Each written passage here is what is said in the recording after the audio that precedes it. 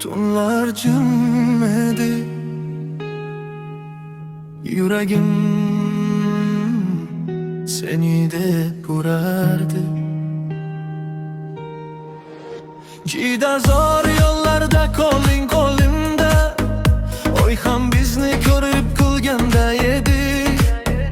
Beg'ubor sevgidan mast bo'lganmiz, o'sha tunlar hali yodimda mening. Sen o ko'ylakda, men esa xayolda, ko'zlaring yuragimni yoqardi yana.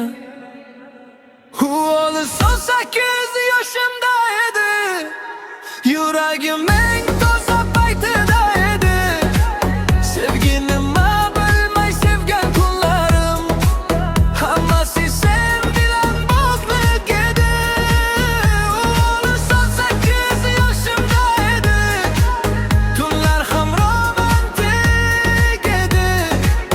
Endi esa faqat xotira bo'lib, qo'shiqlarda yashaydi sevgimiz.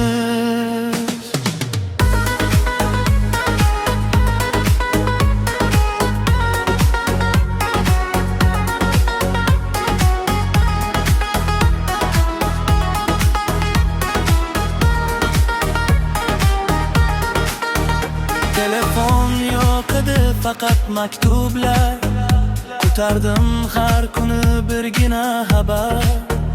Qarang vaqt o'tib ketdi sezdirmay, lekin unutmadim seni baribir. Yillar o'tsa ham qalb qarimaydi, birinchi sevgi hech unutilmaydi. O'li 18 yoshimda edi, eng chiroyli